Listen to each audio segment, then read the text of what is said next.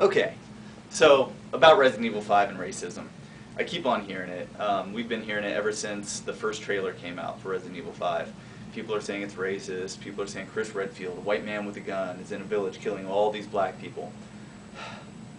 First of all, I'm going to say if you really believe this, if you subscribe to this idea, you're a total and complete jackass. You're an idiot, you're a moron, you're a loser, and you're a racist. Okay? I get really angry now when I hear this kind of thing because people aren't seeing things, they aren't putting things in perspective. Okay? My argument is that no, it's not racist. First and foremost, it takes place in Haiti or Africa or wherever, a third world country with a predominantly black populace. It's anthropologically correct. There's nothing you can do about that, okay? If they had made the game take place in Africa and all the people in the village were white and they wore nice clothes, it would be stupid. It wouldn't work. Do you get that? Do you understand that? So just throw away the idea that that even matters. And then you got to look at the idea that these aren't normal people. These are people who have been affected. People who have been changed genetically or whatever. This is Resident Evil we're talking about. This isn't real life. It's not like Chris Redfield took a boat to Africa or Haiti or wherever this game takes place, I'm not sure, and pulls out his gun, starts dropping the M-bomb and busting cabs. It's not that way. It's not like he's there killing people for no reason. I'll tell you a game that does do that though. Grand Theft Auto San Andreas. I use this comparison a lot. Which is the better tool for programming minds?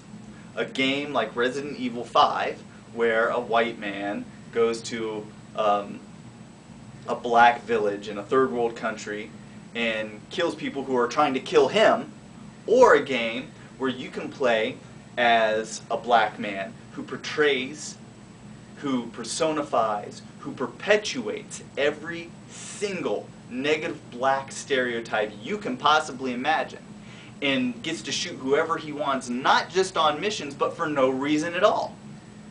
Because you can do that in San Andreas.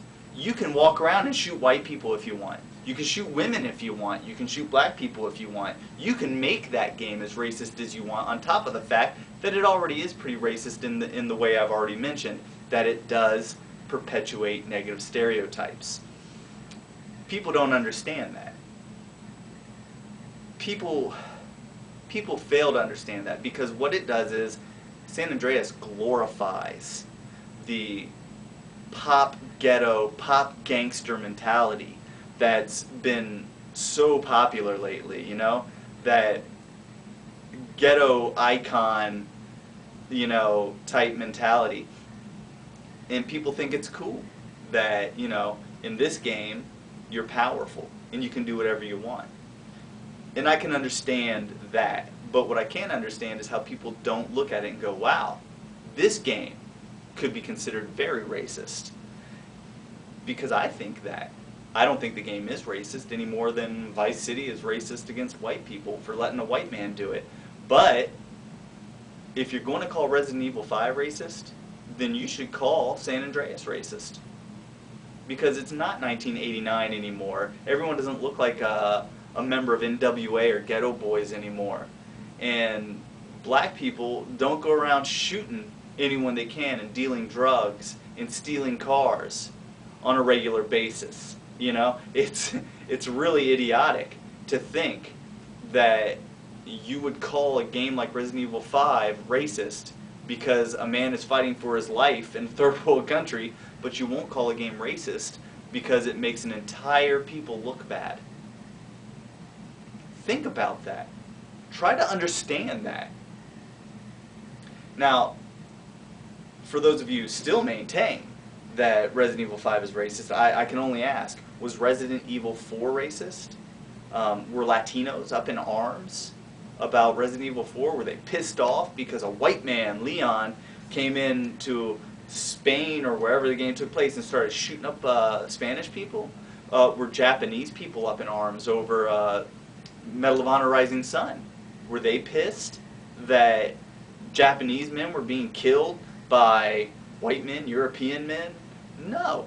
No one gets pissed about these things because it's not racist. It's not racist when a game is just trying to be accurate. So that's really all I have to say. And I'm going to go back and I'm going to ask one more time my point. What is the better tool for programming the minds of young gamers? Is it the game where a man fights for his life in a third world country? Or is it the game that perpetuates and personifies every negative stereotype you can think about, that glorifies the pop gangster mentality that's really popular with white kids, black kids, Asian kids today? I don't care who you are. What's the worst tool? Think about it. And when you're done, maybe you'll grow that other half of your brain and understand the difference between racism and a game. And that's all I have to say about that.